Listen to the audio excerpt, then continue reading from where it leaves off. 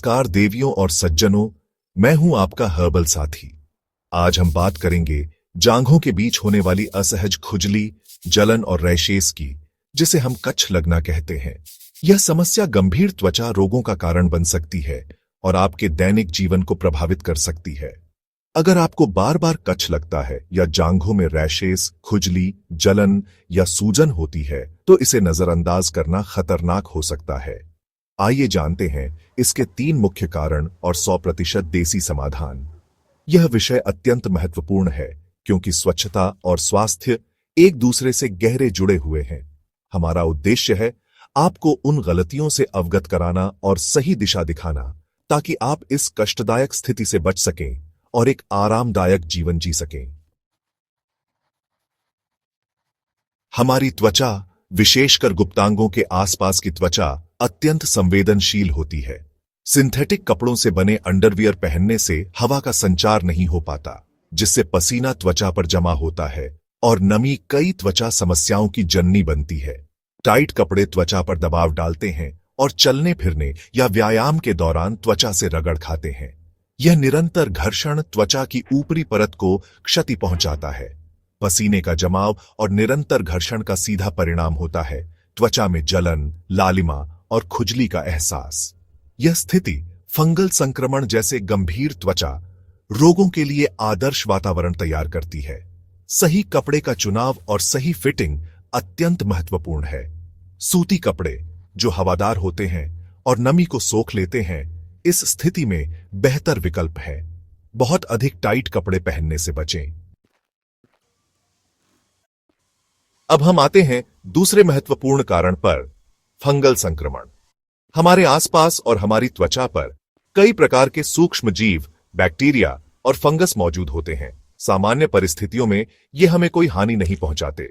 गीले या नम अंडरवियर पहनना या पसीने वाले कपड़ों को देर तक पहने रहना फंगस के विकास के लिए आदर्श प्रजनन स्थल प्रदान करता है।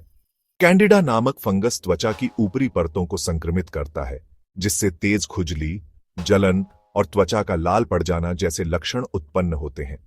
फंगल संक्रमण अक्सर जांघों के क्रीज से शुरू होता है और अर्धचंद्राकार या गोलाकार रूप में फैलता है। खुजली इतनी तीव्र हो सकती है कि व्यक्ति को बार बार उस स्थान को खुजलाने की इच्छा होती है।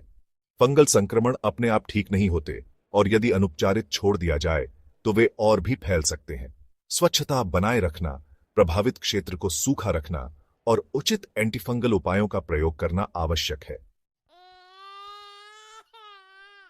तीसरा प्रमुख कारण है अत्यधिक पसीना आना और व्यक्तिगत साफ सफाई में लापरवाही। पसीना आना एक स्वाभाविक शारीरिक प्रक्रिया है, लेकिन जब पसीना अत्यधिक मात्रा में और देर तक बना रहता है तो यह त्वचा के लिए कई समस्याएं खड़ी कर देता है। जमा हुआ पसीना और त्वचा की मृत कोशिकाएं बैक्टीरिया और फंगस के लिए उत्तम भोज्य पदार्थ और प्रजनन स्थल बन जाते हैं। पसीने से तरबतर अंडरवियर को घंटों पहने रहना या व्यायाम के बाद तुरंत स्नान न करना इन सूक्ष्म जीवों को फलने फूलने का निमंत्रण देता है। साफ सफाई की कमी का अर्थ केवल स्नान न करना ही नहीं है, बल्कि अंडरवियर को नियमित रूप से न बदलना, पसीने वाले कपड़ों को दोबारा पहन लेना या नहाने के बाद शरीर को ठीक से न सुखाना भी शामिल है। नियमित रूप से स्नान करना, विशेष रूप से पसीना आने के बाद, और हर दिन साफ और सूखे अंडरवियर पहनना कच्छ लगने जैसी समस्याओं से बचने के लिए बुनियादी आवश्यकताएं हैं। आज हमने जाना कि बार बार कच्छ लगने के पीछे कौन से 3 मुख्य कारण जिम्मेदार हो सकते हैं। सिंथेटिक और टाइट अंडरवियर से होने वाला घर्षण, कैंडिडा जैसे फंगल संक्रमण का प्रकोप और अत्यधिक पसीना व साफ सफाई में कमी।